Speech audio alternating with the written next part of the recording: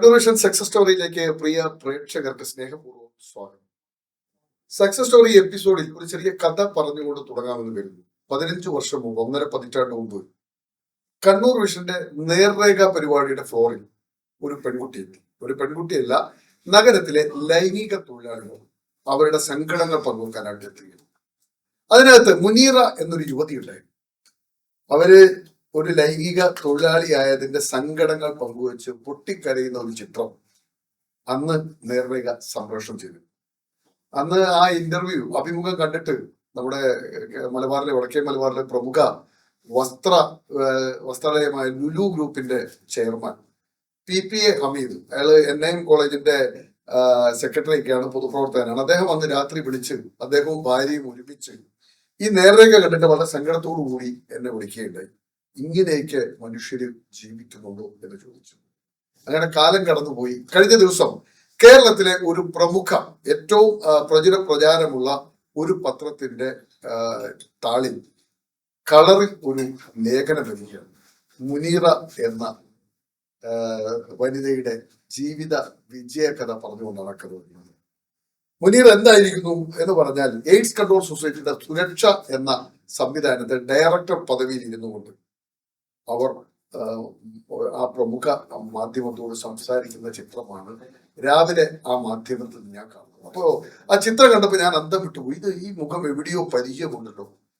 അങ്ങനെ ഞാൻ ആ മുഖം തേടി ഇങ്ങനെ യാത്ര ചെയ്തൊടുവിൽ കണ്ടെത്തി VP മുനീറ എന്ന ലൈംഗിക തൊഴിലാളി. 15 വർഷം മുമ്പ് അവർ ലൈംഗിക തൊഴിലാളിയായിട്ടാണ് നേർരേഖയുടെ ഫ്ലോറിൽ വരുന്നത്. അവർ വളർന്നിരിക്കുന്നു. അവർ വലിയൊരു സംഘടന, ലൈംഗിക തൊഴിലാളികളുടെ ഒരു സംഘടനയുടെ ചോലാക്കി, ഏതാണ്ട് 500-ലേറെ അംഗങ്ങളുള്ള സംഘടനയുടെ പ്രസിഡന്റാണ്. അതുകൂടാതെ ഈ എയ്ഡ്സ് കൺട്രോൾ സൊസൈറ്റിയുടെ അതിന്റെ സുരക്ഷ എന്ന സംവിധാനത്തിന് ഡയറക്ടർ പദവിയിലിരിക്കുന്നത് സെൻട്രൽ ഗവൺമെന്റ് കീഴിലുള്ള ഒരു സംവിധാനമാണ്. അതിന്റെ ഡയറക്ടർ പദവിയിൽ ഇരുന്നുകൊണ്ട് മാധ്യമപ്രവർത്തകരോട് സംസാരിക്കുന്ന മുനീറയിലേക്കുള്ള വളർച്ച ശരിക്ക് അന്തം വിട്ടുപോയി ആ പത്രം കണ്ടപ്പോൾ. കാരണം ഈ തെരുവിൽ കഴിയുന്ന അന്നത്തെ ലൈംഗിക തൊഴിലാളികൾ എന്ന് പറഞ്ഞാൽ അവർ തന്നെ അവരുടെ അഭിമുഖത്തിൽ പറയുന്നുണ്ട്, അവരുടെ ജീവിതം തെരുവിൽ തന്നെയാണ് അവസാനിക്കാറ്. പലപ്പോഴും തെരുവിൽ തന്നെ കൊല്ലപ്പെടാറാണ്. അങ്ങനെ പലരും കൊല്ലപ്പെട്ടിട്ടുണ്ട്. അങ്ങനെ കൊല്ലപ്പെട്ട സഹപ്രവർത്തകരുടെ അനുഭവങ്ങൾ പങ്കുവെക്കുന്ന മുനീറയാണ് ഞങ്ങൾ കണ്ടത്. എന്നാൽ ഇന്ന് മുനീറ നമ്മോടൊപ്പം ചേരുകയാണ് സക്സസ് സ്റ്റോറി. ഒരു ലൈംഗിക തൊഴിലാളിയിൽ നിന്ന് ജീവിതം തുടങ്ങി, ദാരിദ്ര്യം കൊണ്ട് ലൈംഗിക തൊഴിൽ ചതിയിൽപ്പെട്ട് ലൈംഗിക തൊഴിലാളിയായി മാറുകയും അവിടെ നിന്ന് വളർന്ന് ഇങ്ങനെ ഒരു പദവിയിൽ എയ്ഡ്സ് കൺട്രോൾ സൊസൈറ്റിയുടെ സുരക്ഷയുടെ ഡയറക്ടർ പദവിയിൽ എത്തി നിൽക്കുന്ന മുനീറയുടെ ജീവിതത്തിലൂടെ നമുക്ക് സഞ്ചരിക്കാം. പ്രേക്ഷകർക്കും മുനീറയ്ക്കും സക്സസ് സ്റ്റോറിയിലേക്ക്. മുനീറ, ഈ ഫ്ലോറിൽ സാധാരണ വലിയ മന്ത്രിമാര്, IAS, IPS, വ്യവസായ പ്രമുഖരൊക്കെയാണ് സക്സസ് സ്റ്റോറിയുടെ ഫ്ലോറിൽ വരാറുള്ളത്. നമ്മള് ആദ്യമായിട്ടാണ് ഒരു ലൈംഗിക തൊഴിലാളിയിൽ നിന്ന് ജീവിതം തുടങ്ങിയ ഒരാൾ സക്സസ് സ്റ്റോറിയുടെ.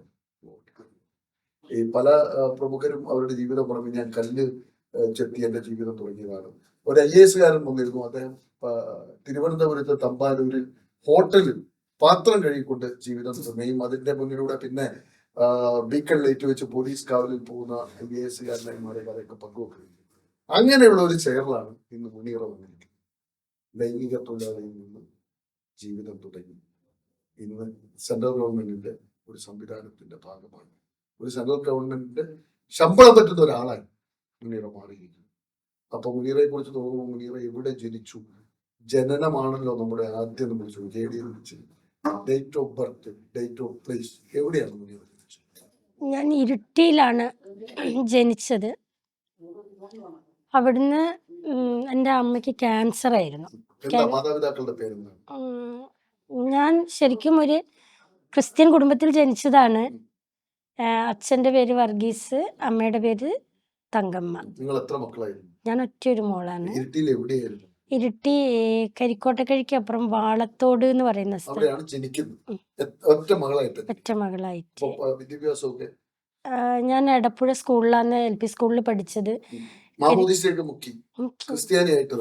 എത്രാം ക്ലാസ് വരെ പഠിച്ചു? എന്റെ അപ്പന്റെ നാട് കോട്ടയമാണ്. അവര് കുടിയേറിയതാണ്. അമ്മയുടെ വീട് മാവേലിക്കരയാണ്.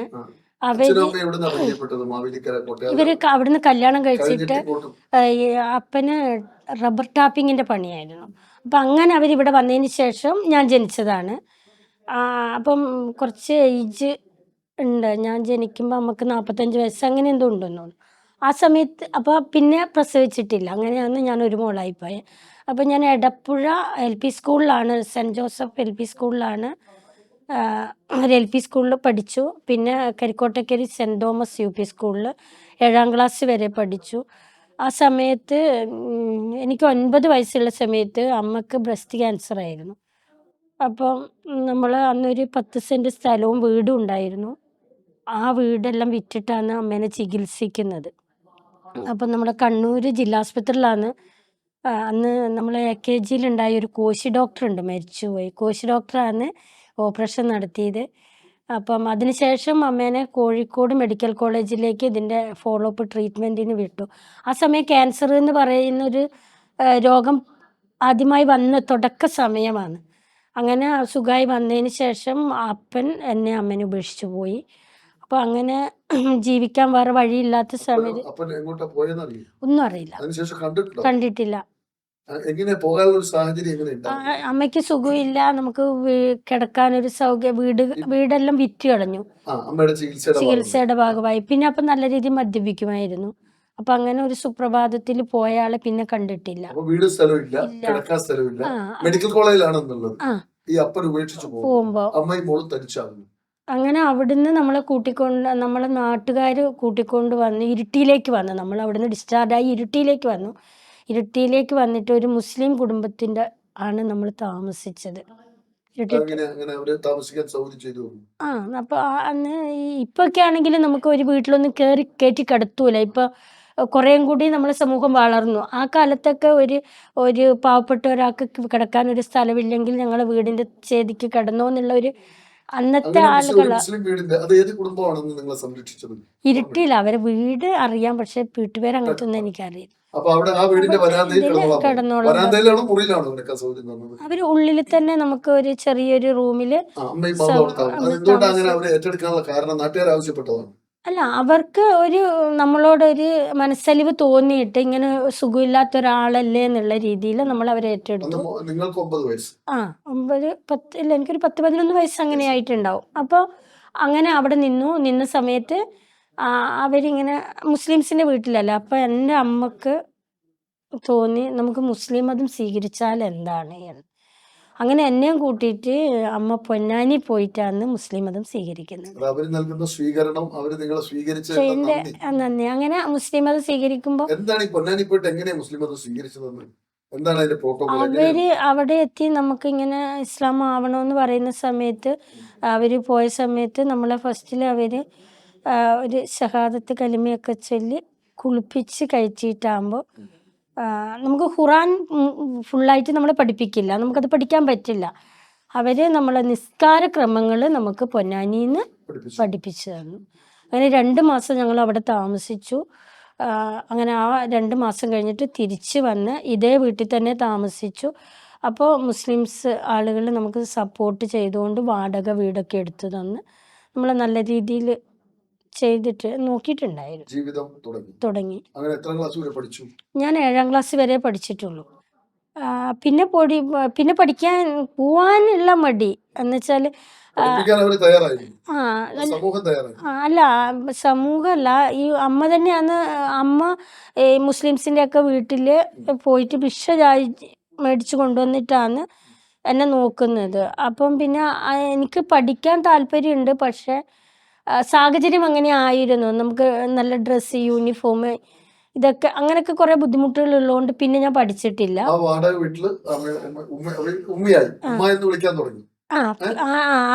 ആദ്യത്തെ പേരെന്തായിരുന്നു നിങ്ങളുടെ? എന്റെ പേര് ഷൈനി. പിന്നെ അടുത്ത പേരാണ് മുനീറ. പൊന്നാനി പേരാണോ അത്? നമുക്ക് ഇഷ്ടമുള്ള പേര് സ്വീകരിക്കാം. അമ്മ എന്താ പേരെടുത്ത്? ആമിന. ആമിനയും മുനീറയും മാറി അല്ലേ? അമ്മയുടെ പേരെന്തായിരുന്നു? ആദ്യത്തെ പേര് സാറാമ്മ ആമിനയായി അല്ലേ? ഷൈനി മുനീറയായി. അങ്ങനെ ഇരുട്ടിയിൽ ജീവിതം തുടങ്ങി. എന്നിട്ട് അതിനുശേഷം ഇരുട്ടിന്ന് എന്റെ കല്യാണം കഴിച്ചു. എത്രാമത്തെ വയസ്സിൽ? 18 വയസ്സിൽ. ആരാണ് വരനെ കണ്ടെത്തി തന്നത്? അവിടെയുള്ള ആളുകൾ തന്നെ മുസ്ലിം സമുദായം തന്നെയാണ് തലശ്ശേരി. ഞാൻ അയാളുടെ പേരൊന്നും പറയാൻ ആഗ്രഹിക്കുന്നില്ല. അയാളിപ്പോ ജീവിച്ചിരിപ്പുണ്ടോ? ഉണ്ട്. കാണാറുണ്ടോ?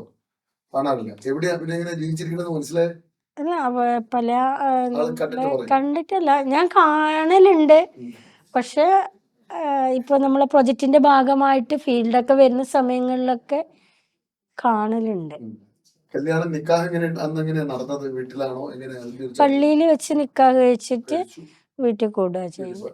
നിങ്ങളുടെ വീട്ടിലേക്കാണോ അത് അദ്ദേഹത്തിന്റെ വീട്ടിലേക്കാണോ? ഞാനും ഉമ്മ മാത്രം ആയതുകൊണ്ട് നമ്മളെ വീട്ടിലും അറ സെറ്റ് ചെയ്തു. അറയൊക്കെ ഉണ്ടായിരുന്നു അന്ന്? ഇല്ല. അന്നത്തെ അതൊക്കെ അങ്ങനെ വലിയ അല്ലേ? ഇപ്പത്തെ അല്ലേ അറകളൊക്കെ ഭയങ്കര ഇതായിട്ട് ജീവിതം അവിടെ തുടങ്ങി. അതില് ഒരു മോനായി, പിന്നെ അല്ല 2 കുട്ടികളായി. മൂന്നാമത്തെ കുട്ടീനെ വിശേഷമായിരിക്കും. അപ്പൊ ഈ അവിടുന്ന് തളിപ്പറമ്പിലേക്ക് താമസം മാറി. നിങ്ങൾ 3 പേരും ഒരുമിച്ച് തളിപ്പറമ്പിലേക്ക് താമസം മാറി. അപ്പം പിന്നെ അപ്പൊ ഉമ്മാക്ക് ക്യാൻസർ ഏകദേശം വേറൊരു സ്ഥലത്ത് വന്നിട്ടില്ല. ആ ഒറ്റൊരു സ്ഥലത്ത് വന്നതല്ലാണ്ട് പിന്നെ വേറെ എവിടെയും പടർന്ന് പിടിച്ചിട്ടില്ല. അപ്പം അത് റേഡിയേഷനൊക്കെ ചെയ്തു, നല്ല രീതിയിലായി. അപ്പം പിന്നെ ഇപ്പം നമുക്കറിയാലോ, ഈ പ്രസവത്തിന്റെ പണിക്ക് ഉമ്മ പോവാൻ തുടങ്ങി. പോവാൻ തുടങ്ങി. നെല്ലിപ്പറമ്പ് എന്ന് പറയുന്ന തളിപ്പറമ്പിൽ വരുന്നു. ഉമ്മയുടെ അസുഖം പൂർണ്ണമായിട്ടും ഭേദമാകുന്നു. നിങ്ങൾ നല്ല സന്തോഷത്തിൽ ജീവിക്കുന്നു. ജീവിത പങ്കാളിയായിട്ട് വന്ന ആൾക്ക് എന്തായിരുന്നു ജോലി? എന്തായാലും അയാള് മത്സ്യത്തിന്റെ പണിയായിരുന്നു. മത്സ്യത്തൊഴിലാളിയായിട്ട് പോകും. നിങ്ങൾ വീട്ടില് ഉമ്മയെ നോക്കി നിങ്ങൾ വളരെ ഉമ്മ ജോലിക്ക് പോകും, ഉമ്മയും ഭർത്താവും ജോലിക്ക് പോകും, നിങ്ങൾ വീട്ടില് മക്കളെ നോക്കി. ഇനി എന്ത് സംഭവിക്കും? അത് കഴിഞ്ഞതിന് ശേഷം എനിക്ക് മൂന്നാമത്തെ കുട്ടീനെ വിശേഷമായിരിക്കുന്ന സമയത്ത് ഇയാള് പോയിട്ട് പിന്നെ വന്നിട്ടില്ല. ഈ മത്സ്യം വിൽക്കാൻ പോയതാണ്? അല്ല, അയാള് ഒരു മാർക്കറ്റില് മത്സ്യത്തിന്റെ ലോഡിന്റെ പണിയാണ്. പിന്നെ അയാൾ വന്നിട്ടില്ല. പിന്നെ ഞാൻ മോളെ പ്രസവിച്ച് കഴിഞ്ഞതിന് ശേഷം അയാൾ കല്യാണം കഴിക്കാൻ പോകുന്നെന്ന് പറഞ്ഞിട്ട് കല്യാണം കഴിക്കാൻ പോകുന്ന പെൺകുട്ടിയുടെ അമ്മാവനാണ് എന്നെ കാണാൻ വരുന്നത്. ഇങ്ങനെ കല്യാണം കഴിക്കാൻ പോവുക ചെയ്യുന്ന മുനീർ എതിരൊന്നും നിൽക്കരുത് എന്ന് പറഞ്ഞിട്ട്. ശരിക്കും അപ്പം ഇയാളെ അങ്ങനെ എന്നെ മര്യാദയ്ക്ക് നോക്കലോ അങ്ങനത്തെ ഒന്നും ഇല്ലല്ലോ. ഞാൻ എനിക്ക് 4 മാസം ഗർഭിണിയായിരിക്കുമ്പോൾ പോകുന്നതാണ്. പിന്നെ ഈ 2 കുട്ടികളെ ഈ അയാളെ വീട്ടുകാര് മലപ്പുറക്കാരാണ്. അപ്പം അനിയനൊക്കെ എന്നെ കല്യാണം കഴിച്ചത് ഇഷ്ടമായിട്ടില്ല. അപ്പം അങ്ങനെ എന്തോ പ്രശ്നം, അങ്ങനെ വേറെ എന്താണെന്നൊന്നും എനിക്കറിയില്ല. അങ്ങനെ അയാൾ പോയിട്ട് പിന്നെ അയാൾ തിരിച്ചു വന്നിട്ടില്ല എന്നുള്ളതാണ്. അങ്ങനെ അപ്പം ഉമ്മ ഉണ്ടായിട്ടില്ല. അപ്പോൾ ഞാൻ 4 മാസം ഗർഭിണിയായിരിക്കുന്ന സമയത്ത് പോയതിന് ശേഷം പ്രസവിച്ച് മോക്ക് 4 മാസം കഴിഞ്ഞേരെയാണ് ഈ കല്യാണം കഴിക്കാൻ പോകുന്ന പെൺകുട്ടിയുടെ അമ്മാവൻ എൻ്റെ അടുത്തേക്ക് വരുന്നത്. അപ്പം ആ ഒരു സമയത്ത് എൻ്റെ ഉമ്മ നല്ലോണം ബുദ്ധിമുട്ടിയിട്ടുണ്ടായിരുന്നു. 2 കുട്ടികളെ നോക്കണം, ഒരു ഗർഭിണിയായ മോളെ നോക്കണം. പ്രസവത്തിന് ആസ്പത്രിയിൽ പോയി നിൽക്കുമ്പം വേറെ ആരും സഹായിക്കാനില്ല.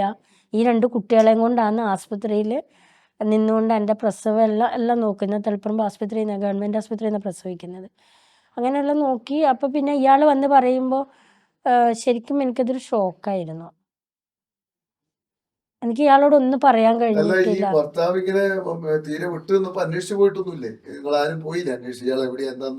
ഇല്ല, ഞാൻ ഗർഭിണിയാന്ന് എനിക്ക് പോവാൻ പറ്റുന്നില്ല.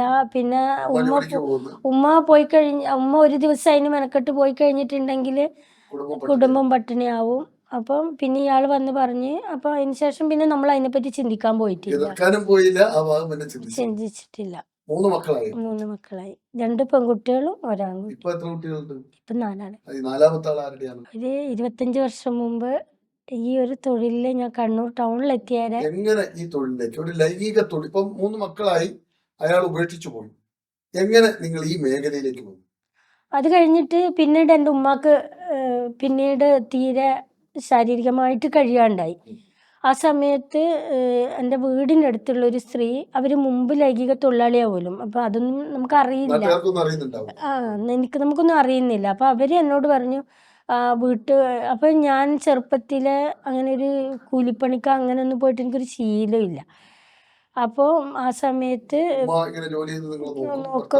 നോക്കി അങ്ങനെ അപ്പോൾ ആ സമയത്ത് ഇവരെന്നോട് പറഞ്ഞ് മുനീറൊക്കെ ഒരു പണിയാക്കി തരാം ഞാൻ, വലിയ ഭാരമുള്ള പണിയൊന്നുമല്ല, അപ്പോൾ എൻ്റെ കൂടെ വായോ എന്ന് പറഞ്ഞിട്ട് എന്നെ കൂട്ടിക്കൊണ്ട് പോയിട്ട് നമ്മളെ തളിപ്പറമ്പ് മന്നക്കുള്ള ഒരു വർക്ക് ഷോപ്പിലാണ് എന്നെ കൊണ്ടവരെത്തിക്കുന്നത്. അവിടെ എത്തിച്ചിട്ട് അവിടെ എത്തിച്ച് അവരെന്നെ അവിടെ ആക്കിയിട്ട് പോയി കളഞ്ഞ്. അവരങ്ങ് പോയി. എത്ര മണിക്കാണ് എത്തിക്കുന്നത്? ഒരു 12 മണി അങ്ങനെ, ഉച്ചയ്ക്ക് ഒരു 12 മണി അങ്ങനെ ഒരു ടൈമായിരിക്കും. അപ്പോൾ ഇവർ പാട്ട പൊറുക്കാൻ പോകുന്ന സ്ത്രീയാണ്. അപ്പോൾ ഇവർ എന്നോട് പറഞ്ഞു എനിക്കറിയുന്നൊരു സ്ഥലമുണ്ട്, അവിടെ ഒരാളെ പണിക്ക് വേണമെന്ന് പറഞ്ഞിട്ടാണ് കൂട്ടിപ്പോകുന്നത്. അപ്പോൾ ഞാൻ പറഞ്ഞു പാട്ട പെറുക്കാനാണെങ്കിൽ ഞാൻ വരില്ല പറഞ്ഞു അതിനല്ല പണിക്കാണെന്ന് പറഞ്ഞിട്ട് എന്നെ കൂട്ടിപ്പോകുന്നത്. അപ്പോൾ അവരെന്നെ അവിടെ ആക്കിയിട്ട് അവർ പൈസ എന്തോ വാങ്ങിയെന്ന് തോന്നുന്നു. അവർ പോയി എന്നോട് പറഞ്ഞു ഇവിടെ നിൽക്ക്, ഇതിൻ്റെ മുതലാളി വരണം, അയാൾ വന്നാലേ പണി കിട്ടുള്ളൂ, അപ്പോഴേക്ക് ഞാൻ കുറച്ച് പാട്ടെല്ലാം പൊറുക്കി വരട്ടെ, എനിക്കും വൈകുന്നേരം ആകുമ്പോൾ ചിലവിന് പൈസ വേണ്ടേന്ന് പറഞ്ഞിട്ട് അവരെന്നെ അവിടെ നിർത്തിയിട്ട് പോയി. അപ്പോൾ അവർ നിർത്തിയിട്ട് പോയതിന് ശേഷം അവിടെ വേറെ പല കാര്യങ്ങളാണ് നടന്നത്. അവർ ഉപദ്രവിച്ചു, എതിർത്തില്ലേ? എതിർത്താലും പിന്നെ അന്നൊരു ഞായറാഴ്ച ദിവസമാണ്, കടകളൊക്കെ അടവാണ്, ആരും അങ്ങനെ വരാത്ത ഒരു ഉള്ളോട്ടുള്ള ഒരു സ്ഥലമാണ്. അവർ എത്ര പേര് ഉപദ്രവിച്ചു? 2 ആള്. എന്നിട്ട് അവർ വരുന്ന സമയത്ത് എൻ്റെ കയ്യിൽ ഒരു 150 രൂപ വെച്ച് തന്നിട്ട്, അപ്പം അങ്ങനെ വന്നിട്ട് ഈ സ്ത്രീ തന്നെ പിന്നീട് നാട്ടിലെല്ലാം പാടി ഇവള് ഇങ്ങനത്തെ ആളാണ് എന്ന്. ഈ 150 രൂപ നിങ്ങൾക്ക് കിട്ടിയോ അതോ അവരതിൽ? എനിക്ക് തന്നു 150 രൂപ. അപ്പോൾ അവർ എന്നോട് പറഞ്ഞു നിങ്ങളെ ഇവിടെ കൊണ്ടാക്കി തന്നിട്ട് നിന്നെ ഇവിടെ ആക്കിയതിന് ആ പെണ്ണുങ്ങൾ ഞങ്ങളുടെ അടുത്ത് പൈസ വാങ്ങിയിട്ടാണ് പോയേ, നിനക്ക് ഇവിടുന്ന് പുറത്ത് പോകണമെങ്കിൽ ആ പെണ്ണുങ്ങൾ ഞങ്ങളോട് വാങ്ങിയ പൈസ ഞങ്ങൾക്ക് തരണം. അപ്പോൾ എൻ്റെ അടുത്ത് പൈസയൊന്നും കാര്യങ്ങളൊന്നും ഇല്ല അവർക്ക് കൊടുക്കാൻ വേണ്ടിയിട്ട്. അത് കഴിഞ്ഞതിന് ശേഷം ഈ സ്ത്രീ തന്നെ നാട്ടിലെല്ലാം ഞാൻ വളരെ മോശമാണെന്നുള്ള രീതിയിൽ പ്രചരിപ്പിച്ച്, പിന്നെ സമൂഹം ആ ഒരു കണ്ണിൽ ജനങ്ങൾ ആ ഒരു കണ്ണിൽ കാണാൻ തുടങ്ങി. അപ്പം എൻ്റെ ഉമ്മ നീ അങ്ങനെ പോയിട്ട് വന്ന പൈസ ഇവിടെ ചിലവ് കഴിയാൻ വേണ്ട എന്നുള്ള രീതിയിൽ കണ്ടുകൊണ്ട് എന്നെ വീട്ടിൽ നിന്ന് പുറത്താക്കി. കുട്ടികളെ 3 ആളെ എൻ്റെ കൂടെ അയച്ചിട്ടില്ല. അങ്ങനെ കുട്ടികളെ 3 ആളെ ഉമ്മ യത്തീംഖാനയിൽ കൊണ്ടാക്കി. പിന്നെ അങ്ങനെ ഞാൻ കണ്ണൂർ തെരുവിലെത്തി. നിന്റെ ശരീരം വെച്ചുള്ള പൈസ കൊണ്ട് എനിക്ക് ജീവിക്കണ്ടെന്ന് നമ്മ തീരുമാനിച്ചു. നമ്മ പുറത്താക്കുന്ന ദിവസത്തെ രംഗം എങ്ങനെയാണ്? അതെങ്ങനെ ഒരു ദിവസമാണോ സംഭവിക്കുന്നത്? ഇല്ല, ഞാൻ പുറത്ത് ഒരു ദിവസം ഇത് എല്ലാവരോടും ഇവർ പറഞ്ഞു, പല ആളുകളും ഉമ്മാനോട് ചോദിച്ച സമയത്ത് ഒരു ദിവസം രാവിലെ ഉമ്മ എണീച്ചിട്ട് എന്നെ പുറത്താക്കിയിട്ട് വാതിൽ പൂട്ടി കുട്ടികളെയും കൂട്ടിയിട്ട് ബസ് കയറി പോയി കളഞ്ഞു. പറഞ്ഞു ഉമ്മ എന്ന് പറഞ്ഞാല് ഒരു ഭയങ്കര ഒരു എന്താ പറയുക, ഒരു കാര്യം തീരുമാനിച്ചാൽ അതിലപ്പുറം വ്യതിചലിക്കാത്ത ആളാണ്. ചെറിയ മക്കളാ, കുട്ടികൾക്ക് ഇല്ല, ഓക്ക് 4 വയസ്സെങ്ങാനായിരുന്നു. അപ്പൊ കുട്ടികളെന്ന് പറഞ്ഞാല് ഈ ഉമ്മയല്ലേ, ചെറിയ പ്രായത്തിൽ തൊട്ടേ ഉമ്മയാണ് നമ്മളെ സംരക്ഷിക്കുന്നത്. എല്ലാ കുട്ടികളെ എന്ന് വെച്ചാൽ ഞങ്ങൾക്ക് ജോലിയൊന്നുമില്ല, ഉമ്മ എന്ത് പറഞ്ഞാലും ഉമ്മയാണ് ഇവർക്ക് എല്ലാ കാര്യങ്ങളും സാധിച്ചു കൊടുക്കുക. ഉമ്മാമാനെ ഭയങ്കര ഇഷ്ടമാണ്. അപ്പം ഇവരെവിടെ പോകുന്നുണ്ടെങ്കിലും ഉമ്മാമാൻ്റെ കൂടെ പോകാനൊക്കെ ഭയങ്കര ഇഷ്ടമുള്ള ആളുകളാണ്. അപ്പോൾ ഇവരെയും കൂട്ടിയിട്ട് എന്നെ പുറത്താക്കിയിട്ട് വാതിലും പൂട്ടിയിട്ട് പോയി കളഞ്ഞ്. അങ്ങനെ എങ്ങനെയാ കണ്ണൂർ ടൗണിൽ എത്തിയെന്ന് തന്നെ എനിക്ക് ശരിക്കും ഇപ്പോൾ ഓർമ്മയില്ല എന്നുള്ളതാണ്. എനിക്ക്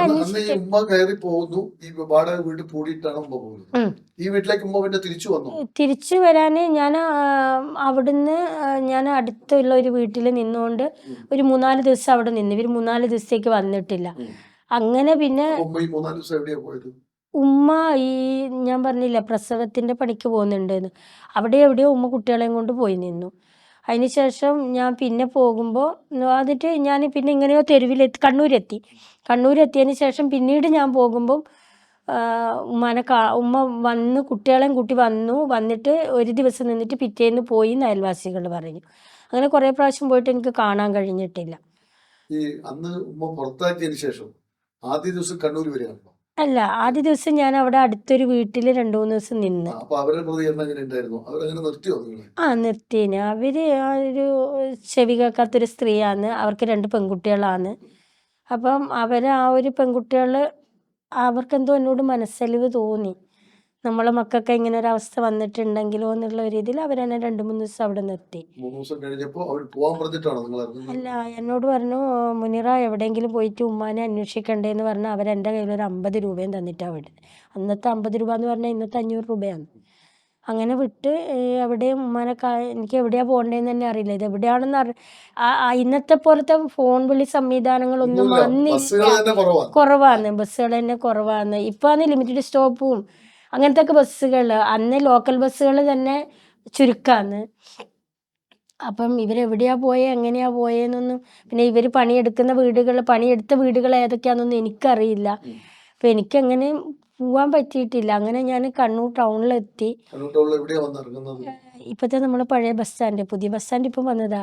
പഴയ ബസ് സ്റ്റാൻഡിൽ വന്നിറങ്ങി. എത്ര മണിക്കാ വന്നിറങ്ങുന്നത്? ഒരു 5, 5:30, 6 മണി ആ ഒരു ടൈമാണ്, വൈകുന്നേരം. അപ്പോൾ വന്നിറങ്ങുന്ന സമയത്ത് എന്നെ അവിടെ നിന്നൊരു സ്ത്രീ കണ്ടു. അവർ എന്നെ കൂട്ടിയിട്ട് വേറൊരു സ്ത്രീയുടെ വീട്ടിൽ കൊണ്ടാക്കി. മുനീർ അങ്ങനെ ഏത് വീട്ടിലേക്ക്, എവിടെയുള്ള വീട്ടിലേക്കാ കൊണ്ടുപോയെന്ന് ഓർമ്മയുണ്ട്? ആ വീട് ഓർമ്മയുണ്ട്, ഞാൻ വേറെ ഒരു സ്ത്രീ, ആ സ്ത്രീ എന്തും പറഞ്ഞ നിങ്ങളെ പരിചയപ്പെടുന്ന ബസ് സ്റ്റാൻഡിൽ നിന്ന്? പിന്നെ മോളെ എന്താ ഇവിടെ നിൽക്കുന്നത് ചോദിച്ചു. അപ്പോൾ ഞാൻ കാര്യം അവരോട് പറഞ്ഞു. അപ്പോൾ അവരെന്നോട് പറഞ്ഞു, ഇവിടെ എത്തിപ്പെട്ട് കഴിഞ്ഞാൽ പിന്നെ ഇപ്പം മോക്കൊരു ജോലിയോ കാര്യങ്ങളോ നമുക്ക് ചെയ്തു തരാൻ പറ്റൂല. ഞങ്ങളൊക്കെ ഞാനിങ്ങനെ പോകുന്ന ഒരാളാണ്. എൻ്റെ ഒരു സുഹൃത്തുണ്ട്, ഞാൻ അവരെ വീട്ടിലേക്ക് കൊണ്ടുപോവാം. അപ്പം ഞാൻ അവരോട് ഇങ്ങനെ എന്നെ ഇവർ മറ്റേ ആൾ തളിപ്പറമ്പിൽ നിന്ന് എന്നെ ഇങ്ങനെ കൊണ്ടുപോയ കഥയെല്ലാം അവരോട് പറഞ്ഞു. അങ്ങനെ എൻ്റെ അവരൊരു സുഹൃത്തിൻ്റെ വീട്ടിൽ കൊണ്ടുപോയി. കുറച്ച് ദിവസം അവിടെ നിന്നു. അതിനുശേഷം അവർ അന്ന് പിന്നെ ജീവന സംസ്കൃതി എന്ന് പറയുന്ന ഫാദർ ജെ പള്ളത്തിൻ്റെ നേതൃത്വത്തിൽ ജീവന സംസ്കൃതി എന്ന് പറഞ്ഞൊരു NGO ആണ് HIV പ്രോഗ്രാം കണ്ണൂർ ജില്ലയിൽ നടപ്പിലാക്കിക്കൊണ്ടിരുന്നത്.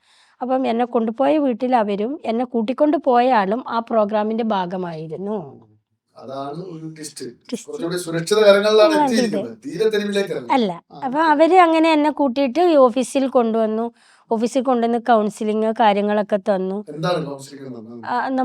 നമുക്ക് മനസ്സിന് എന്തൊക്കെ പ്രയാസങ്ങളുണ്ട് അതൊരു കൗൺസിലറോട് തുറന്നു പറയാൻ പറ്റും. അപ്പോൾ അവരോടൊക്കെ സംസാരിച്ചു. അപ്പോൾ അവിടെ എത്തുമ്പം എന്നെപ്പോലെ കുറേ ആളുകളെ എനിക്ക് കാണാൻ പറ്റി. അപ്പം അവരെ കൂടെയെല്ലാം ആയി. അങ്ങനെ പിന്നെ കണ്ണൂർ നഗരത്തിലെ ഒരു ലൈംഗിക തൊഴിലാളി.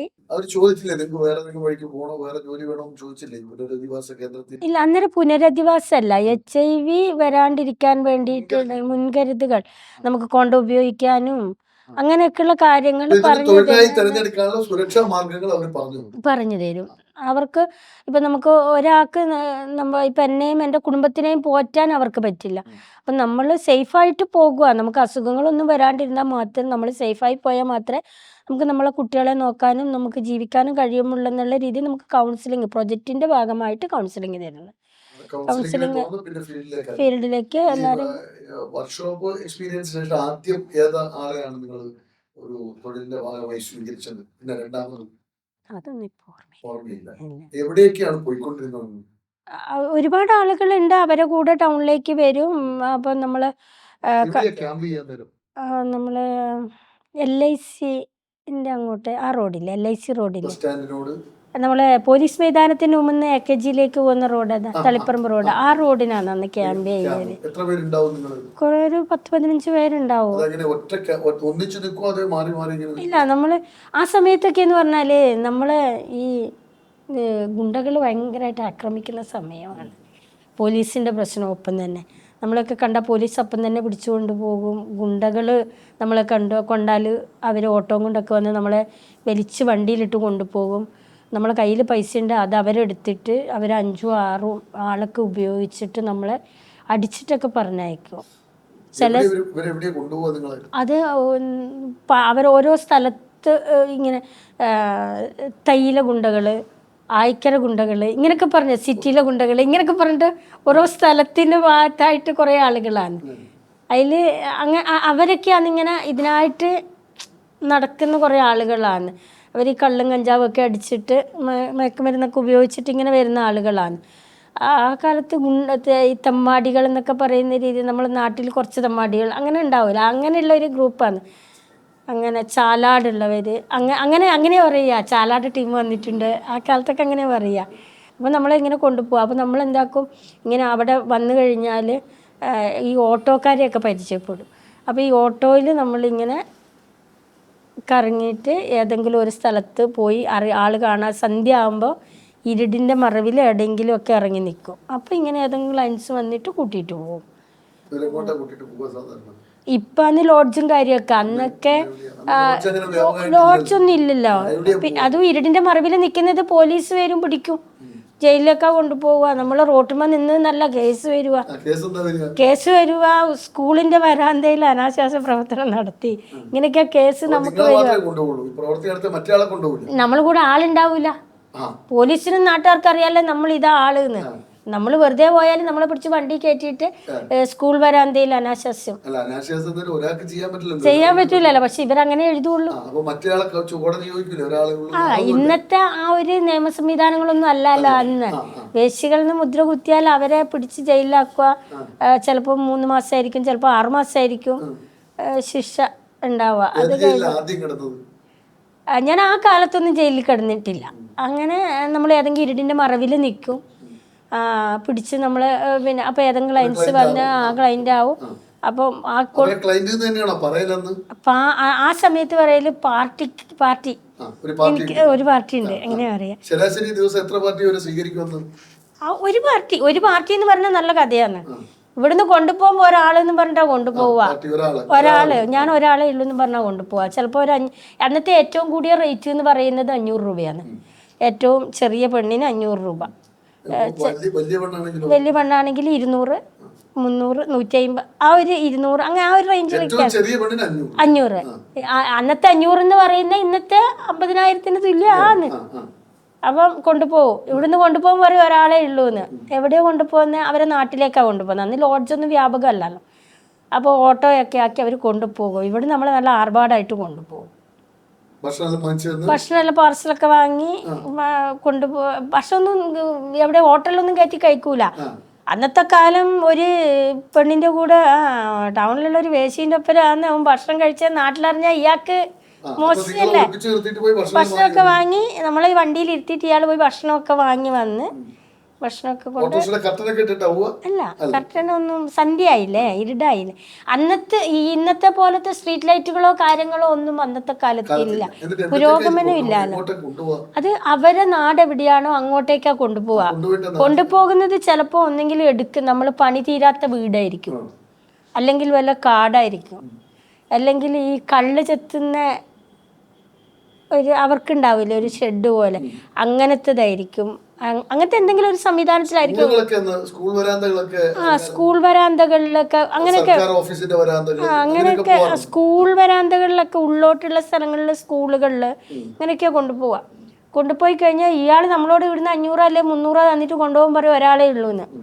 അവിടെ എത്തി ഇയാളെ കാര്യമെല്ലാം കഴിഞ്ഞിട്ട് ഇയാൾ പറയും ഇവിടെ ഇരിക്കും, ഞാൻ കുറച്ച് വെള്ളമൊക്കെ എടുത്തിട്ട് വരട്ടെ എന്നും പറഞ്ഞിട്ട് ഇവൻ അങ്ങ് പോകും. ഇവൻ പോയിട്ട് വരുമ്പോൾ 2-3 നാളും കൂട്ടി വരും. ഇവൻ തന്നെ 500 അവരെടുത്ത് നിന്ന് ഇവൻ മുതലാക്കും. നമുക്ക് 500 തന്നത് ഇവൻ്റെ പോക്കറ്റിൽ നിന്നാണ് തരുന്നത്. ആ 500 ഇവൻ്റെ 3-4 സുഹൃത്തുക്കളെ കൂട്ടിക്കൊണ്ട് വന്ന് ഒരു സാധനം ഉണ്ട് വാന്നും പറഞ്ഞിട്ടാ കൊണ്ടുവരുക. സാധനം അന്നത്തെ കാലം വിളിക്കല് ചരക്ക്, പാട്ടകൾ വരുന്നുണ്ട് എന്നറിയാം. നമ്മളെല്ലാം ഒന്നിച്ച് പോവുകയാണെങ്കിൽ ആ പാട്ടകൾ പോകുന്നാന്ന് പറയും, അങ്ങനെയൊക്കെയാ പറയല്. അപ്പോൾ ഒരു പാട്ടനെ കൊണ്ടുവന്നിട്ടുണ്ടെന്നൊക്കെ പറഞ്ഞിട്ട് കൂട്ടിയിട്ട് വരും. അപ്പോൾ നമുക്ക് വേറെ രക്ഷയില്ലല്ലോ, നമ്മളെ സ്ഥലമല്ല, നമുക്കറിയില്ല. ഈ രാത്രി ഇരുടിന് നട്ടപ്പാതിർക്ക് നമ്മളെങ്ങോട്ടാ ഓടേണ്ടത്, വല്ല പൊട്ടക്കിണറ്റിലും പോയി വീണിട്ടുണ്ട് അതും ആയില്ലേ. അപ്പോൾ അവർ ഉപയോഗിക്കും ഈ 500. അപ്പം നമ്മൾ പോകുമ്പോൾ ഈ പൈസ വാങ്ങിയിട്ട് ഇവിടെ ഏതെങ്കിലും ഒരു കടയിൽ കൊടുത്തിട്ടാ പോവുക, കയ്യിൽ കൊണ്ടുപോകില്ല. ചിലപ്പോൾ കൊണ്ടുപോയിട്ടുണ്ടെങ്കിൽ തിരിച്ചു വരും പൈസ ഉണ്ടാവില്ല. എന്നിട്ട് പിന്നെ രാവിലെ ഇവരാവശ്യമെല്ലാം കഴിഞ്ഞിട്ട് ഇവർ ഒരു 12:30, 1 മണി, 2 മണിയൊക്കെ ആകുമ്പോൾ ഏതെങ്കിലും ഒരു ബസ് സ്റ്റോപ്പിൽ കൊണ്ടിരുത്തിയിട്ട് പറയും ഇപ്പോൾ സമയം 5 മണി ആവാനായി, ഒരു 5:30 ആകുമ്പോൾ ഇവിടുന്ന് ഫസ്റ്റ് ബസ് ഉണ്ട്, അതിന് കയറിയിട്ട് പോയി. എല്ലാവരും പോകും. ചില ആളുകളുണ്ട്, മനസ്സാക്ഷിയുള്ള ചില ആളുകളുണ്ട്. അവർ കൊണ്ടുപോയി കഴിഞ്ഞാൽ ചിലപ്പം അന്നത്തെ കാലത്ത് 500 രൂപ എന്നൊക്കെ പറയുന്നത് വലിയൊരു പൈസയാണ്. അപ്പോൾ നമ്മളെന്താക്കും, ഈ കൊണ്ടുപോകുന്ന ആളെ നല്ല സോപ്പിട്ട് നിൽക്കും. എന്ന് വെച്ചാൽ ഇയാൾ കൂടുതൽ ആളെ കൂട്ടാണ്ട് നമ്മൾ ഉപദ്രവിക്കാണ്ടിരിക്കാനൊക്കെ വേണ്ടിയിട്ട്. അപ്പോൾ അയാൾ ചിലപ്പോൾ ഒരാളെ കൂട്ടിയിട്ട് വന്നാൽ അയാൾ ആവശ്യം കഴിഞ്ഞാൽ അയാൾ പോയി കഴിഞ്ഞാൽ ചില ആളുകൾ നമ്മളെ കൂടെ തന്നെ നിന്നിട്ട് നമുക്ക് രാവിലെ ബസ് വരുന്നിടം വരെ നമ്മളെ കൂടെ നിൽക്കും. ബസ് വരുന്നവരെ ഈ കുറ്റിക്കാടാണ്, കുറ്റിക്കാട് ആ ബസ് സ്റ്റോപ്പ് ആണെങ്കിൽ ബസ് സ്റ്റോപ്പ്, അല്ലെങ്കിൽ ഏതെങ്കിലും കടകളുടെ വരാന്തയിൽ ഇന്നത്തെ പോലത്തെ കടകളൊന്നും അല്ല, ഓടൊക്കെ ഇട്ടിട്ട് ഇങ്ങനെയുള്ള നിരപ്പലകയൊക്കെ ഉള്ള സൈഡിൽ ചില സമയം ഉറങ്ങും. എന്നാലും ഒരു സമയമാകുമ്പോൾ നമ്മൾ എണീക്കും. എന്നിട്ട് ചില സമയം രാത്രി എണീച്ചിട്ട് നടക്കും. എന്നുവെച്ചാൽ ഈ കൊണ്ടാക്കിയിട്ട് പോയി കഴിഞ്ഞാൽ നമ്മളെ കൂടെ ആളുള്ള സ്ഥലത്ത് മാത്രമാണെങ്കിലേ നമ്മൾ അവിടെ ഇരിക്കുകയുള്ളൂ. അല്ലാണ്ട് അവരൊരു സ്ഥലത്ത് നമ്മളെ കൊണ്ടാക്കിയിട്ട് ഇവിടെ ഇരുന്ന് ബസ് 5:30 വരുമെന്ന് പറഞ്ഞിട്ടുണ്ടെങ്കിൽ അയാൾ പോയപാടന്നെ നമ്മൾ നടക്കും അവിടെ നിന്ന് ഇറങ്ങിയിട്ട്. എന്ന് വെച്ചാൽ ഇയാൾ പോയിട്ട് വേറെ ആളെ കൂട്ടിയിട്ട് വരും, നമ്മൾ നടക്കും. നമ്മളെ അവിടെ ആക്കിയിട്ട് അവർ വേറെ ആളെ കൂട്ടാൻ പോകുന്നതാണോ നമുക്കറിയില്ലല്ലോ. ഇന്നത്തെ പോലെ ഫോൺ സംവിധാനം ഉണ്ടെങ്കിലേ വിളിക്കുന്ന നമുക്ക് മനസ്സിലാക്കാൻ പറ്റുള്ളൂ. അപ്പം നമ്മൾ എന്താക്കും, അയാളങ്ങ് പോയാടനെ നമ്മൾ അവിടുന്ന് റോഡിന് നടക്കാൻ തുടങ്ങും. ചില വാഹനങ്ങൾ ലൈറ്റൊക്കെ കാണുമ്പോൾ നമ്മൾ ദൂരേന്ന് കാണുമ്പോൾ നമ്മൾ ഒളിച്ചിരിക്കും. അങ്ങനെ നടന്നിട്ട് കിലോമീറ്ററുകളോ നടന്നിട്ട് നമ്മൾ വേറെ അടുത്തൊരു ജംഗ്ഷൻ പിടിച്ചിട്ട് അവിടെ ഇരിക്കും. അപ്പോൾ ഇയാൾ അങ്ങനെ അത്ര ദൂരം നടന്ന് വരൂലല്ലോ, അങ്ങനെ വാഹനം ഇല്ലല്ലോ, പെട്ടെന്നൊരു വണ്ടി എടുത്ത് വരാനൊന്നും കഴിയില്ലല്ലോ. അപ്പം അങ്ങനെയൊക്കെ ഇരുന്നിട്ട് നമ്മൾ ബസ് കയറി. ഗുണ്ടകൾ നമ്മളെ ടെന്നീസ് കോർണറില്ലേ, അവിടുന്ന് ഒരു ദിവസം എനിക്ക് പനിയായിട്ട് ഞാൻ വരുന്ന സമയത്ത് ഡോക്ടറെ കാണിച്ച് വന്നിട്ട് നമ്മൾ എൻ്റെ കൂടെ സുഹൃത്തുക്കളെല്ലാം ഉണ്ട്. അവരെന്നെ കൊണ്ടുപോയി ഡോക്ടറെയൊക്കെ കാണിച്ച് വന്ന് ഏതെങ്കിലും അന്ന് ഇന്നത്തെ പോലെ ഒരു ലോഡ്ജിലൊന്നും റൂമൊന്നും കിട്ടൂല. അപ്പോൾ കുറച്ച് ഇരുടായി കഴിഞ്ഞാൽ ഏതെങ്കിലും ഈ കെട്ടിടങ്ങൾ ഉണ്ടാവില്ലേ, അതിൻ്റെയൊക്കെ മുകളിലാണ് നമ്മൾ രാത്രി ഉറങ്ങുക. അപ്പോൾ അങ്ങനെ ഉറങ്ങാൻ വേണ്ടി കാത്തിക്കുന്ന സമയത്ത് പെട്ടെന്നൊരു ഓട്ടോ വന്ന് നിന്ന് എന്നെ അതിനകത്ത് വലിച്ചു കയറ്റി കൊണ്ടുപോയത് തയ്യിലെ കടപ്പുറം കൊണ്ടുപോയിട്ട് അവർ ശരിക്കും ആ കടപ്പുറത്ത് പൂഴിയിലിട്ടാണ് ഉപയോഗിക്കുന്നത്. അപ്പോൾ ഇങ്ങനെ അടിച്ചിട്ട് ഇങ്ങനെ മേത്ത് കയറുക. അപ്പോൾ ഞാൻ ഫുള്ള് നനഞ്ഞ് അങ്ങനത്തെ ഒരു സാഹചര്യം അതെനിക്ക് ഇന്നും മറക്കാൻ പറ്റില്ല. എന്ന് വെച്ചാൽ എനിക്ക് അസുഖമായിട്ട് അത്രയും തലമുന്നില്ല. അപ്പോൾ ഒരു 3-4 ആളെങ്ങാനുണ്ടായിരുന്നു. അപ്പോൾ അതിലൊരാളോട് ഞാൻ പറഞ്ഞ് എനിക്കിങ്ങനെ തീരെ സുഖമില്ല, ഇങ്ങനെയാണെന്ന് എന്നെ ഉപദ്രവിക്കരുതെന്നൊക്കെ പറഞ്ഞിട്ട് അയാൾക്ക് എൻ്റെ അവസ്ഥ മനസ്സിലായിട്ട് അയാൾ കൊണ്ടുപോയ 3 ആളെടുത്തു നിന്ന് എന്നെ രക്ഷപ്പെടുത്തിയിട്ട് വേറൊരു സ്ഥലത്ത് കൊണ്ടുവന്നിട്ട് ഒരു ബിൽഡിങ്ങിൻ്റെ മേലെ കൊണ്ടുപോയി ഇരുത്തിയിട്ട് രാവിലെ പുലർച്ചെ 5 മണിക്ക് എന്നെ ഓട്ടോ പിടിച്ചിട്ട് നല്ല മനസ്സുള്ള ആളുകളും ഉണ്ട്. ജോലി ചെയ്തിരുന്ന ആളുകളുടെ അവസ്ഥ റോഡിലേക്ക് മരിച്ചു കിടക്കുന്നതൊക്കെ കണ്ടതായിട്ടൊക്കെ ഓർമ്മകൾ പങ്കുവെക്കുന്നുണ്ട്. കൂടെയുള്ള ജോലി ചെയ്തിരുന്ന ആളുകളുടെ മരണം അങ്ങനെ തെരുവിൽ കണ്ടിട്ടുണ്ടോ? കണ്ടിട്ടുണ്ട്. ഞാൻ ഒരുപാട് എൻ്റെ കൈ കൊണ്ട് തന്നെ ഞാൻ 4-5 ബോഡി എടുത്തിട്ടുണ്ട്. അത് ഫസ്റ്റിലത്തെ ഒരു മരണം എന്ന് പറയുന്നത് ഫസ്റ്റ് ഒരു കനകമ്മ, അവരൊക്കെ തീ കൊളുത്തി മരിച്ചത്. അതൊന്നും ഞാൻ അന്നേരം ജീവന സംസ്കൃതിയുടെ ഓഫീസിലുണ്ട്. അന്ന് മഞ്ചപ്പാലത്തെ ഓഫീസ്. ഞാൻ അവിടത്തേക്ക് വന്നിട്ടില്ല, ബാക്കിയുള്ളവരെല്ലാം പോയി. ഞാൻ അന്ന് പോയിട്ടില്ല, ഞാൻ കിടന്ന് ഉറങ്ങുന്നായിരുന്നു. പകരത്തിൽ സ്വയം മരിച്ചു. നമ്മളെ റെയിൽവേ സ്റ്റേഷന് മുമ്പെന്നാണ്. അവർ HIV പോസിറ്റീവായിരുന്നു. അങ്ങനെ എന്തോ ആണ് അത്. പിന്നെ ഞാൻ അന്നേരം പോയിട്ടില്ല. ഞാൻ ശരിക്കും നേരിട്ട് കണ്ടൊരു മരണമെന്ന് പറഞ്ഞാൽ ഒരു ദിവസം നമ്മളെ ഷാജിയും ഒരു ജോൺസൺ എന്ന് പറഞ്ഞൊരു പ്രൊജക്റ്റ് മാനേജറും ഉണ്ട്. അന്ന് 2007 ശേഷമാണ് അത്. അവർക്ക് ഫോൺ വരുന്നു, പോലീസ് സ്റ്റേഷനിൽ നിന്ന് ഒരു സ്ത്രീ മരിച്ചു കിടക്കുന്നുണ്ട് പറഞ്ഞു. അപ്പോൾ ഒരു 17 വർഷമായി. അങ്ങനെ ഞങ്ങളെല്ലാവരും കൂടി, അന്നത്തെ ചോലയുടെ പ്രസിഡന്റ് സുമ എന്ന് പറയുന്നവരാണ്, ഷാജി ചോലയുടെ കോർഡിനേറ്ററാണ്, മഞ്ചപ്പാലത്താണ് വീട്. അപ്പോൾ ഞങ്ങളെല്ലാവരും കൂടി നമ്മളെ റെയിൽവേ മുത്തപ്പനില്ലേ, അവിടെയാണ് മരിച്ചു കിടക്കുന്നത്. അപ്പോൾ ഞങ്ങളെല്ലാവരും കൂടി അവിടെ ചെല്ലുന്ന സമയത്ത് കാണുന്നത് ഈ മുല്ലപ്പൂ വെതറിയ പോലെയാണ് പുഴു ഈ സ്ത്രീയുടെ മേത്തൂടി ഇങ്ങനെ ഇരിക്കുന്നത്. ആംബുലൻസിനെല്ലാം പോലീസ് വിളിച്ചിട്ട് വരുന്നില്ല. അപ്പോൾ നമ്മളൊരു സന്ധ്യയ്ക്ക് ഒരു 6 മണിക്ക് ഇങ്ങനെ അറിയുന്നത്. ആംബുലൻസിനൊന്നും പോലീസുകാർ വിളിച്ചിട്ട് ആംബുലൻസ് ഒന്നും വരുന്നില്ല. വരുന്നവർ വരുന്നു, ബോഡി കണ്ടിട്ട് അവർ പോവുകയെന്ന്. അപ്പം അങ്ങനെ അത് നമുക്ക് എടുക്കാൻ പറ്റുന്നില്ല. അപ്പോൾ ഒരു ചാക്ക് കൊണ്ട് വിരിച്ചു, ആ ചാക്കിലേക്ക് മറിച്ചിട്ടു, ഒരു കയറിട്ടു, എന്നിട്ട് ചാക്ക് വിരിച്ചു, എന്നിട്ട് ആ ചാക്കിലേക്ക് ഗ്ലൗസൊക്കെ ഇട്ടിട്ട് ഈ സാധനം മറിച്ചിട്ടു. എന്നിട്ട് ഒരു ചാക്കിട്ട് മൂടിയിട്ട് അവിടുന്ന് ഈ കയറ് കൊണ്ട് പായിലേക്ക് മറിച്ചിടണം. അങ്ങനെ മറിച്ചിട്ട് കെട്ടിയിട്ടാണ് പയ്യാമ്പലത്ത് 6 മണിക്ക് ശേഷം ബോഡി എടുക്കൂല. ഇല്ല, പോസ്റ്റ്മോർട്ടം ചെയ്തിട്ടില്ല. അപ്പോൾ പയ്യാമ്പലത്തേക്ക് പോലീസ് എൻ്റെ ഒരു നീല വണ്ടി വന്നിട്ടാണ് അത് കയറ്റിക്കൊണ്ട് പോകുന്നത്. അങ്ങനെ പയ്യാമ്പലത്ത് 6 മണിക്ക് ശേഷം അന്നൊന്നും ഈ നമ്മളെപ്പോലുള്ള സ്ത്രീകൾ തെരുവിലൊന്നും മരിച്ചാൽ പോസ്റ്റ്മോർട്ടോ കാര്യങ്ങൾ അതിനൊന്നും ആരും മെനക്കിടൂല. അന്നത്തെ കാലം അങ്ങനെ കൊണ്ടുപോയി. അപ്പോൾ പയ്യാമ്പലം പോകുമ്പോൾ 6 മണിക്ക് ബോഡി അവിടെ എടുക്കൂല. 6 മണിക്ക് ശേഷം നമ്മളെ അവിടെ നിർത്തിയിട്ട് പോലീസുകാർ, അന്നത്തെ ഒരു സജീവൻ എന്ന് പറഞ്ഞ ആളാണ്, അയാൾ അവിടെ ഒരു കോളനി ഉണ്ട്, പള്ളിയാമ്പുല കോളനി, അവിടെയാണ് അയാളെ വീട്. ഇവർ ഞങ്ങളെ അവിടെ നിർത്തിയിട്ട് അവിടെ പോയി അയാളെ കൂട്ടിക്കൊണ്ട് വന്നിട്ട് പോലീസ് പ്രത്യേക ഇതാക്കിയിട്ട് താല്പര്യം എടുത്തിട്ട് ബോഡി കത്തിച്ചു കഴിഞ്ഞിട്ട് നമ്മൾ നോക്കുന്ന നമ്മളെ കയ്യിലൂടെ ഇങ്ങനെ പുഴുകേറി വരുന്നു. അപ്പോൾ അവർ വെള്ളമൊക്കെ കിണറ്റിൽ നിന്ന് കോരിത്തന്ന് നമ്മൾ കൈയൊക്കെ കഴുകി തിരിച്ചു പോകണം. അങ്ങനെ നിങ്ങളുടെ ഒരു 4-5 പേരുടെ മരണം അതിൽ ഏറ്റവും സങ്കടപ്പെടുത്തിയ മരണം ഏതാണ് ശരിക്കും? നിങ്ങളുടെ പ്രിയപ്പെട്ട കൂട്ടുകാരികൾ ആരെങ്കിലും പോയോ ആ ലെവലിൽ? നമ്മൾ എല്ലാവരും തന്നെ പ്രിയപ്പെട്ടവരാണ്. നമുക്ക് എന്നുവെച്ചാൽ ആ കാലത്തൊക്കെ നമ്മൾ വീട്ടിൽ നിന്ന് ഇറക്കി വിട്ടാൽ പിന്നെ വീട്ടിലേക്ക് തിരിച്ചു കയറ്റൂല. വേശ്യകൾ, അവള് വേശ്യാന്നതുകൊണ്ട് വീട്ടിലേക്ക് പിന്നെ അന്ന് അവര് പടിയടച്ച് പിണ്ടം വെക്കുന്ന പോലത്തെ ഒരു അവസ്ഥയായിരുന്നു. ഈ നിങ്ങളുടെ ഈ കൂട്ടായ്മ ശരിക്കും എപ്പോഴുണ്ടായിരുന്നു?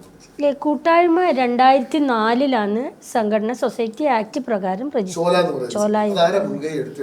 അത് നമ്മളെ ജീവന സംസ്കൃതിയുടെ പള്ളത്തച്ഛനും ഞാൻ പറഞ്ഞില്ലേ ഷാജി അന്ന് ചോലയുടെ കോർഡിനേറ്റർ ഇവരൊക്കെ മുൻകൈ എടുത്തുകൊണ്ട് നമുക്ക് സംഘടന, അത് എയ്ഡ്സ് കൺട്രോൾ സൊസൈറ്റി ആ സമയത്ത് NGOs വഴിയാണ് പ്രോഗ്രാം നടപ്പിലാക്കിക്കൊണ്ടിരുന്നത്.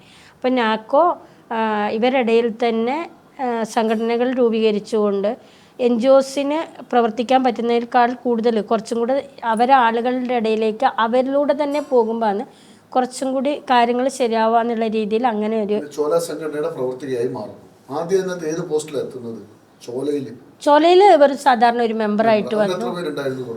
തുടക്കത്തിൽ 20 ആളായിട്ട് തുടങ്ങിയൊരു ഇന്ന് 500-ലധികം ആളുകളുണ്ട്. എന്താ ചോല അവർക്ക് നൽകുന്ന ഗുണങ്ങൾ എന്തൊക്കെയാണ്? ചോല എന്ന സംഘടന അവർക്ക് നൽകുന്ന തണൽ എന്തൊക്കെയാണ്? ഇപ്പം നമ്മൾ പണ്ട് കാലത്ത് എത്തിപ്പെട്ട ആളുകൾ തെരുവിൽ ഒരു ഐഡൻറ്റിറ്റി ഇല്ലാണ്ട് ഇങ്ങനെ ഒരാൾ ഇന്ത്യൻ മഹാരാജ്യത്ത് ജീവിക്കുന്നുണ്ടെങ്കിൽ ഒരു തെളിവ് വരെ ഉണ്ടായിട്ടില്ല. പിന്നെ ഞാൻ ഉൾപ്പെടെയുള്ള ആളുകൾക്ക് ചോലയുടെ അഡ്രസ്സിൽ തന്നെ വോട്ടർ ID ആക്കി, ബാങ്ക് അക്കൗണ്ടാക്കി, ആധാറാക്കി, പാസ്പോർട്ട് വരെ എടുത്തുകൊണ്ട് അതൊക്കെ നമ്മളൊരു വലിയ മുന്നേറ്റമാണ്. ഈ സംഘടനയുടെ ഒരു ബലമാണത്. അങ്ങനെ തെരുവിലുള്ള മുഴുവൻ ആളുകൾക്ക് ഈ പറയപ്പെടുന്ന വോട്ടർ ID-യും ആധാറും ബാങ്ക് അക്കൗണ്ടും ഒക്കെ എടുത്തു കൊടുക്കാൻ സാധിച്ചിട്ട് അത് ഈ ഒരു തൊഴിലിൽ ഞാൻ പോയിക്കൊണ്ടിരിക്കുന്ന സമയത്ത് കിട്ടുന്നുണ്ട്. ഈ ഒരു തൊഴിലിന് വേണ്ടിയിട്ട് എൻ്റെ അടുത്ത് വന്ന ഒരാളാണ്. അയാൾ പിന്നെ എന്നോട് പറഞ്ഞ് ഈ ഒരു തൊഴിൽ ചെയ്യണ്ട, ഞാൻ എൻ്റെ മരണം വരെ നിങ്ങളെ കൂടെ ഉണ്ടാവും, നിങ്ങൾ നോക്കൂ എന്നുള്ള രീതിയിൽ, നിന്നെ ഞാൻ സംരക്ഷിക്കും എന്നുള്ള രീതിയിൽ എൻ്റെ കൂടെ കൂടി അയാളിൽ ഉണ്ടായതാണ്. ഇപ്പോൾ ജീവിത പങ്കാളിയായിട്ട് നിയമപരമായിട്ട് വിവാഹം കഴിച്ചു? ഇല്ല. നിയമപരമായിട്ട് ഇല്ല. 25 വർഷമായി ഒന്നിച്ച് ജീവിക്കുന്നു. അപ്പൊ ആ കുട്ടിക്ക് എത്ര വയസ്സുണ്ട്? 19 വയസ്സ്. 19 വയസ്സുണ്ട്. അദ്ദേഹം എങ്ങനെയാ നിങ്ങളുടെ അടുത്ത് വന്നുപെടുന്നത്? അയാള് ഭാര്യയും മക്കളും വേറെ ഉണ്ടായിരുന്നോ? ഇല്ല. ഒരു ചെറുപ്പക്കാരൻ. നിങ്ങളുടെ പ്രായമാണോ? നിങ്ങളൊക്കെ പ്രായം കൂടുതലാണോ കുറവാണോ? എന്നെക്കാൾ ഒരു 6 വയസ്സിന് ഇളയത്. അത് വന്നിട്ട് എങ്ങനെയാ നിങ്ങളോട് ആക്ടിവിറ്റിക്ക് വേണ്ടിയിട്ട് വന്നതാണ്. എവിടെയാ കൊണ്ടുപോയത് അദ്ദേഹം നിങ്ങളെ? ടൗണിൽ തന്നെ ടൗണിൽ തന്നെ ഉള്ളൊരു സ്ഥലത്ത് എവിടെയോ കൊണ്ടുപോയി. അതിനുശേഷം പിന്നെ എന്നോട് ഈ ഒരു തൊഴിലേക്ക് പോകണ്ട എന്ന് പറഞ്ഞു. അങ്ങനെ അയാൾ വാടകയ്ക്ക് വീടൊക്കെ എടുത്തു. അങ്ങനെയൊക്കെ 25 വർഷം. തൊഴിൽ നിർത്തി 25 വർഷം. എത്ര വർഷം മൊത്തം ഈ തൊഴിൽ ചെയ്തു? ഒരു 10 വർഷത്തോളം ചെയ്തിട്ടുണ്ട്. എത്ര പേര് നിങ്ങളുടെ ജീവിതത്തിൽ കടന്നു പോയിട്ടുണ്ടാവും ഈ 10 വർഷത്തിൽ? ഒരു 2000-2500 ആളുകൾ കടന്നു പോയിട്ടുണ്ട്. സാഡിസ്റ്റുകളും സ്നേഹമുള്ളവരും ഒക്കെ ആയിട്ട്. ഇദ്ദേഹം അങ്ങനെ പറഞ്ഞപ്പോൾ അത് നിർത്തി. പിന്നെ ഇവരെ സംരക്ഷണ ചുമതലയിലേക്ക് ഈ തെരുവിൽ കഴിയുന്നവരെ സംരക്ഷിക്കുകയായിരുന്നു ഉത്തരവാദിത്വം. അപ്പോൾ ഇങ്ങനെ 2004 ചോല രൂപീകരിച്ചു. അപ്പോൾ ചോലയിൽ സാധാരണ ഒരു മെമ്പറായി വന്നു. അതിനുശേഷം 2006 ആകുമ്പോഴേക്ക് ചോലയുടെ സെക്രട്ടറി ആയി. 2011 ചോലയുടെ പ്രസിഡൻ്റായി. എത്ര വർഷമായി പ്രസിഡന്റ് പദവിയിൽ? 11 ഇപ്പം 25 ആ 14 വർഷമായി. 14 14 വർഷമായി ചോല എന്ന ലൈംഗിക തൊഴിലാളികളുടെ സംഘടനയുടെ പ്രസിഡന്റാണ്. ഈ സുരക്ഷയുടെ ഡയറക്ടർ പദവിയിൽ എപ്പോഴെത്തുന്നത്? 11 തന്നെ. അതിൽ തന്നെ വന്നു. ആ ഡയറക്ടർ പദവിയിലും 11 വർഷമായിരിക്കും. ഈ 2 പദവിയും കൊണ്ടു നടക്കുന്നു. എന്തൊക്കെ പ്രവർത്തനങ്ങൾ ഇപ്പോൾ 2011 അന്നത്തെ സുപ്രീം കോർട്ടിൻ്റെ ചീഫ് ജസ്റ്റിസ് ആയിരുന്ന സദാശിവൻ സാറിൻ്റെ അടുത്ത് നിന്ന് ആന്ധ്ര ഹൈക്കോടതിയിൽ വെച്ചിട്ട് ഏറ്റവും നല്ല രീതിയിൽ കേരളത്തിൽ സെക്സ് വർക്കേഴ്സിന് നിയമസഹായം കൊടുക്കുന്ന സംഘടന എന്നുള്ള ലെവലിൽ അവാർഡ് വാങ്ങിയിട്ടുണ്ട്. ഞാൻ ഒരു 7ാം ക്ലാസ്സുകാരിയാണ് ഈ പണിയിൽ എടുക്കുന്നത് അല്ലേ? അവാർഡ് കിട്ടി. അപ്പൊ ഈ നിങ്ങളുടെ ഈ സുരക്ഷയുടെ ഡയറക്ടർ പദവിയിൽ ഇരുന്നുകൊണ്ട് എന്തൊക്കെ പണിയെടുക്കുന്നു? അതിനകത്ത് ആരൊക്കെയാണ്? ലൈംഗിക തൊഴിലാളികളുണ്ട്, പിന്നെ മയക്കുമരുന്ന് കുത്തിവെക്കുന്നവർ അതിനകത്ത് വന്നത്. അത് ഇപ്പോൾ അത് 2 വർഷമായിട്ടുള്ളൂ നമ്മൾ ആ പ്രോജക്റ്റ് ചെയ്യാൻ തുടങ്ങിയിട്ട്. അതിനു മുമ്പ് ഫീമെയിൽ സെക്സ് വർക്കേഴ്സിനെ മാത്രമേ ഉണ്ടായിട്ടുള്ളൂ. ഇപ്പം മയക്കുമരുന്ന് കുത്തിവെക്കുന്ന ആൾ അവർ ഒരേ സിറിഞ്ച് ഉപയോഗിക്കുന്നതിലൂടെയാണ് അവരുടെ ഇടയിലേക്ക് HIV പിടിപെടുന്നത്. അങ്ങനെ കണക്ട് നിങ്ങൾ സുരക്ഷ എന്തൊക്കെയാണ് ലൈംഗിക തൊഴിലാളികൾക്ക് നിങ്ങൾ നൽകുന്നത്? എന്തൊക്കെ സേവനങ്ങളാണ്? അവരെ കോണ്ടം ശരിയായ രീതിയിൽ ഉപയോഗിക്കാൻ പഠിപ്പിക്കണം, കൗൺസിലിങ്, HIV പരിശോധന, ലൈംഗിക രോഗ ചെക്കപ്പ്. ഒരു വർഷത്തിൽ 2 പ്രാവശ്യം. മുൻപ് നമ്മൾ ജീവന സംസ്കൃതിയിൽ വെച്ചിട്ട് ഐഡൻറ്റിഫൈ ചെയ്ത ആളുകളെ നമ്മളെ ഗ്രൂപ്പിൽ നിലവിലുള്ളൂ. അതിൽ 1 വർഷമായി ഒരാളും കൂടി മരണപ്പെട്ടു. ഇപ്പം നമുക്ക് ശരിക്കും പറഞ്ഞാൽ നമ്മൾ ലിസ്റ്റിൽ 4 ആളാണ് ഇപ്പോൾ ഉള്ളത്. 13 പേര്.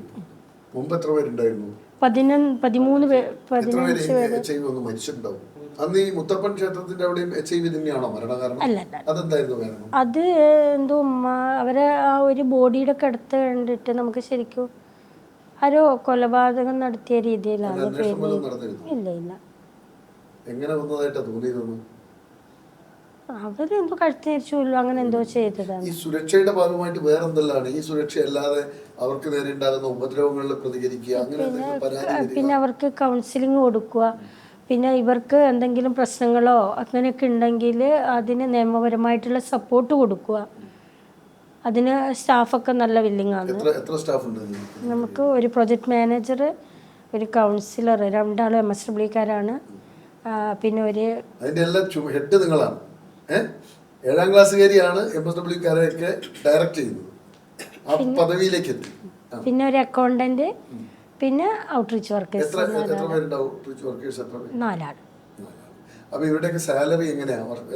സെൻട്രൽ ഗവൺമെന്റ് ആയതോട് കൂടിയിട്ട് നമുക്ക് സാലറി എല്ലാം ഗവൺമെന്റ് കൊടുക്കും.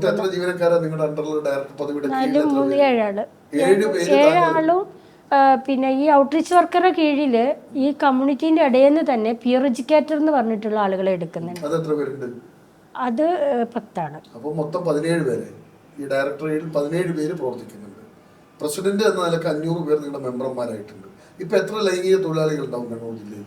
1000-ലധികം ആളുകളുണ്ട്. ഈ 500 പേര് മാത്രമേ ഇതിനകത്ത് മെമ്പർഷിപ്പ് എടുത്തിട്ടുള്ളൂ. ഈ ചില ആളുകൾ ഈ ഇതിലേക്ക് ഈ പ്രോഗ്രാമുമായിട്ട് ഈ സുരക്ഷാ പദ്ധതിയുമായിട്ട് കുറേ അടുത്ത് കഴിഞ്ഞാൽ അവർ മെമ്പർഷിപ്പിലേക്ക് വരുള്ളൂ. അല്ലാണ്ട് ഈ അവരെ വിചാരം ഈ ചോല എന്ന് പറയുന്നതിലേക്ക് വന്നു കഴിഞ്ഞാൽ നമ്മളെ ഫോട്ടോ ഒക്കെ എവിടെയെങ്കിലും കൊടുത്ത് നമ്മൾ ലൈംഗിക തൊഴിലാളികളാണെന്നൊക്കെ പറയുമോ, അങ്ങനെയൊക്കെയുള്ള പേടികളുണ്ട്. പിന്നെ ഇപ്പൊ കൂടുതലും മൈഗ്രൻസ് ആണ് വരുന്നത്. നമ്മളെ കൽക്കട്ടക്കാര്, ഒറീസക്കാര്, വെസ്റ്റ് ബംഗാളുകാര്, അങ്ങനെയൊക്കെയുള്ള നമ്മൾ സുരക്ഷാ പദ്ധതിന്റെ ഭാഗമായിട്ട് അവർക്ക് സർവീസുകൾ കൊടുക്കുന്നുണ്ട്. കോണ്ടം കൊടുക്കും, HIV പരിശോധന, 3 മാസം കൂടുമ്പോൾ ലൈംഗിക രോഗ ചെക്കപ്പ് ഉണ്ട്, സിഫിലിസിന്റെ ടെസ്റ്റ് ഉണ്ട്, TB ടെസ്റ്റ് ഉണ്ട്. ഇപ്പം അങ്ങനെ നമ്മുടെ സുപ്രീം കോർട്ടിന്റെ ഓർഡർ 2019 കോവിഡ് കാലത്ത് വന്നതിന് ശേഷം അത് നമ്മൾ ഒരു പുരുഷനും സ്ത്രീയും ഇഷ്ടപ്പെട്ടിട്ട് ഒരു ലോഡ്ജിൽ പോകുന്നതിന് സുപ്രീം കോർട്ട് ഒരിക്കലും എതിരല്ല. നമ്മൾ ബ്രോക്കറായിട്ട് നിന്നിട്ട് മാറ്റിയാൽ സ്ത്രീകളെ വെറുതെ വിടും, ഈ ബ്രോക്കേഴ്സിന് കേസ്. അങ്ങനെയാണ് ഇപ്പൊ സംഭവം. ഇനി ഒരു ചോദ്യം, നിങ്ങളെ ഉപേക്ഷിച്ചു പോയ മക്കൾ തിരിച്ചു വന്നു, അവരിപ്പോ എവിടെയുണ്ട്? ഉമ്മ ഉണ്ടോ, മക്കളുണ്ടോ? ഉമ്മ മരിച്ചുപോയി. എത്ര വർഷം മുമ്പ്? ഒരു 10 വർഷമായിട്ടുണ്ടാവും ഉമ്മ മരിച്ചു. നിങ്ങളുടെ കൂടെ ഉണ്ടായിരുന്നു? ഇല്ല ഇല്ല. എപ്പോഴാണ് നിങ്ങൾ പിന്നെ കണ്ടുമുട്ടുന്നത് ഈ മക്കളെ? അതിനുശേഷം ഞാൻ ഈ നാലാമത്തെ മകനെ പ്രസവിച്ച് ഗർഭിണിയായിരിക്കുന്ന സമയത്തൊക്കെ പോകുമ്പോൾ ഉമ്മ കാണാൻ സമ്മതിക്കില്ല.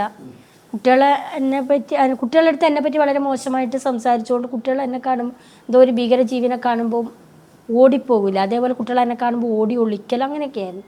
എനിക്ക് ശേഷം ചെറിയ ആള് ഒരു 6-7 വയസ്സുള്ള സമയത്ത് ഉമ്മ തന്നെ എൻ്റെ അടുത്ത് വന്നിട്ട് പുതിയ ജീവിതം തുടങ്ങി. അങ്ങനെ കണ്ണൂർ വന്നിട്ട് ആരോടൊക്കെയോ ചോദിക്കുമ്പോൾ എന്നെപ്പറ്റി ചോദിക്കുമ്പോൾ ഒരു ഓണസമയമാണ്, ഓണത്തിൻ്റെ സമയം. അപ്പോൾ എൻ്റെ കൂടെയുള്ള ആൾ ഓണത്തിന് പൂക്കച്ചവടം ചെയ്യും.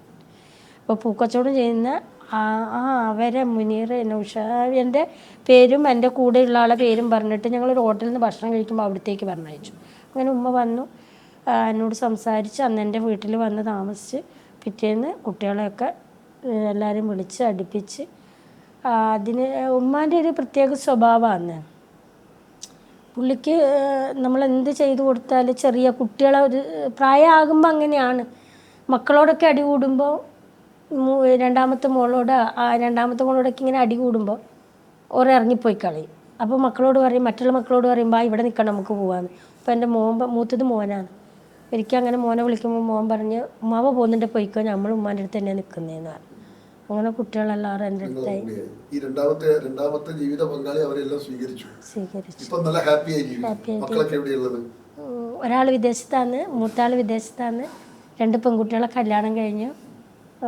മൂത്ത മോള് സ്വന്തം വീടെടുത്ത് വീട്ടിൽ കൂടിയിട്ട് 6 മാസമേ ആയിട്ടുള്ളൂ. ചെറിയ ആള് ഇപ്പം ജോലിക്ക് പോകുന്നു. ഹാപ്പിയാണ്. അപ്പൊ 25 വർഷം മുമ്പ് തൊഴിൽ നിർത്തിയത് വളരെ നന്നായി, അല്ലെങ്കിൽ തെരുവിൽ കിടന്ന് ചിലപ്പോൾ തീർന്നു പോയത് അല്ലേ? സമയം തീരുകയാണ്. പ്രേക്ഷകരെ വളരെ ആത്മസംതൃപ്തിയോട് കൂടിയാണ് ഈ എപ്പിസോഡ് ഞാൻ വൈൻഡപ്പ് ചെയ്യാൻ ഉദ്ദേശിക്കുന്നത്. കാരണം ഞാൻ 15 വർഷം മുമ്പ് മുനീറെ കാണുമ്പോൾ ഉള്ള മുനീറയല്ല ഇന്ന് എൻ്റെ മുന്നിലിരിക്കുന്നത്. മുനീറയാണ് എൻ്റെ മുന്നിലിരുന്ന് സംസാരിച്ചത്. ഒന്ന് ആലോചിക്കണം, ഒരു തെരുവ് വേശ്യയിൽ നിന്ന്, അങ്ങനെ തന്നെയാണ് പണ്ട് ഉപയോഗിച്ചിരുന്നത്, അവർക്ക് ഉപയോഗിക്കാൻ പാടില്ല, കുറ്റകരമാണ്. ഞാനിത് പറയുന്നത് നിങ്ങൾക്ക് മനസ്സിലാക്കാൻ വേണ്ടിയാണ്. ആ ലൈംഗിക തൊഴിലാളിയിൽ നിന്ന് സെൻട്രൽ ഗവൺമെന്റിന്റെ ഒരു സ്ഥാപനത്തിൽ 17 പേരുടെ ഹെഡായി ഡയറക്ടർ പദവിയിൽ ഇരുന്നു കൊണ്ട് ഇന്ന് നമ്മളോട് സംസാരിക്കുന്നത്.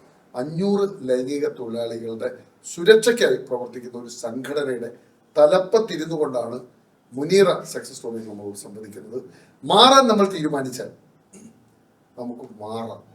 അത് ലൈംഗിക തൊഴിലാളിയാണെങ്കിലും ലഹരിക്ക് അടിമപ്പെട്ടവനാണെങ്കിലും മോശം സ്വഭാവമുള്ള ലൈംഗിക വൈകൃതമുള്ളവനാണെങ്കിലും മാനസിക വൈകൃതമുള്ളവനാണെങ്കിലും മാറാൻ നമ്മൾ തീരുമാനിച്ചാൽ നമുക്ക് മാറാം.